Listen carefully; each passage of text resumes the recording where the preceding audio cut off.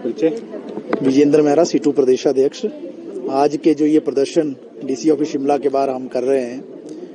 देशव्यापी अभियान के तहत केंद्रीय ट्रेड यूनियन और राष्ट्रीय फेडरेशनों के आह्वान पर इस तरीके के प्रदर्शन पूरे देश के अंदर हो रहे हैं। आज का दिन बड़ा महत्वपूर्ण दिन है भारतीय इतिहास में। आज के दिन ही काकोरी कांड हुआ था, सबको मालूम है, और अंग्रेजी साम्राज्यवाद को चुनौती दी गई थी। आज के दिन ही भारत छोड़ो आंदोलन का आह्वान हुआ था, और आज का दिन इसलिए चुना गया है केंद्रीय ट्रेड यूनियन और राष्ट्रीय फेडरेशनों की ओर से कि जिस तरीके की नीतियां अंग्रेजों ने लादी इस देश के अंदर गरीबों के खिलाफ, अमीरों के पक्ष में, उसी तरीके की नीतियां जो मोदी सरकार जो है इस देश के अंदर लागू करने की कोशिश कर रही है। इसलिए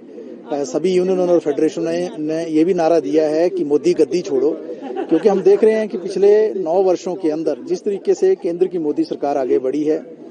अमीर और ज्यादा अमीर हुआ है, गरीब और ज्यादा गरीब हुआ है। इस तरीके की नीतियां बनाई गई हैं जहां पर जो है सब कुछ अमीरों के पक्ष में मोड़ दिया गया है। जो 4 लेबर कोड बनाए गए हैं उससे मजदूर बंधुआ मजदूरी की स्थिति में चले जाएंगे, गुलामी की तरफ बढ़ेंगे, और दूसरी ओर जो है पूंजीपतियों को खुला हाथ मिलेगा। और इसके साथ साथ जिस तरीके से सार्वजनिक उपक्रमों का निजीकरण किया जा रहा है, सबको मालूम है ये सार्वजनिक उपक्रम किसको बेचे जा रहे हैं। ये सार्वजनिक उपक्रम जो है अंबानी, अडानी, बड़े पूंजीपतियों को बेचे जा रहे हैं। पूरी मिली भगत है एक जो दरबारी पूंजी की हिंदुस्तान के अंदर। और इस देश के अंदर जो है एक एक करके, चाहे बैंक है, बीमा है, BSNL है,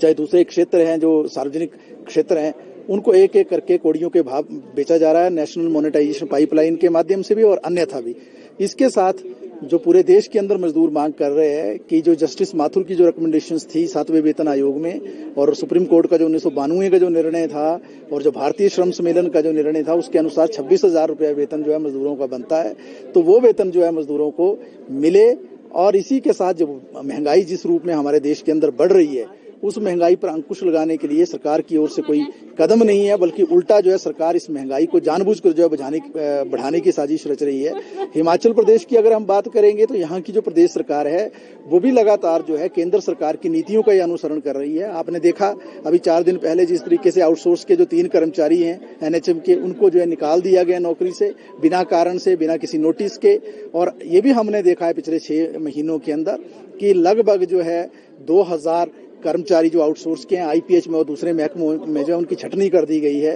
तो आउटसोर्स कर्मचारी भी नीति बनाने की मांग को लेकर जो है लगातार लड़ रहे हैं। हम इस प्रदर्शन के माध्यम से आउटसोर्स कर्मचारियों के प्रति भी अपनी एकजुटता प्रकट करते हैं, और हम ये भी कहना चाहते हैं कि बेशक old pension scheme Himachal Pradesh के अंदर लागू हो गई, लेकिन जो कॉरपोरेशनें हैं, जो बोर्ड हैं, जो जहां हम खड़े हैं, उसके साथ ही जो नगर निगम का कार्यालय है, वहां पर जो है आज भी नगर निगम के अंदर जो है OPS की बहाली नहीं हुई है। बिजली बोर्ड के कर्मचारी एक लंबा आंदोलन लड़ रहे हैं। तो इसी तरीके से प्रदेश के अंदर और देश के अंदर जो स्कीम वर्कर्स है, आंगनबाड़ी है, आशा है, मिड डे मील कर्मचारी है, ये सारे जो है अपनी रेगुलराइजेशन की लड़ाई को लेकर भी जो है आंदोलन जो इन्होंने लगातार लड़ा है पिछले कई वर्षों से, लेकिन सरकार जो है इनकी मांगों की ओर कोई ध्यान नहीं देती है। तो कुल मिलाकर जो आज पूरे प्रदेश के अंदर मनरेगा मजदूरों की मांगों को लेकर, जो मनरेगा मजदूरों का जो है रजिस्ट्रेशन जो है रोक दिया गया है, जो निर्माण मजदूरों का, BRO मजदूरों का रजिस्ट्रेशन जो है श्रमिक कल्याण बोर्ड में रोक दिया गया, उस मुद्दे को लेकर, और जो तमाम अन्य मुद्दे जो मैंने गिनाए हैं, उन मुद्दों को लेकर जो है पूरे देश के अंदर और प्रदेश के अंदर जो है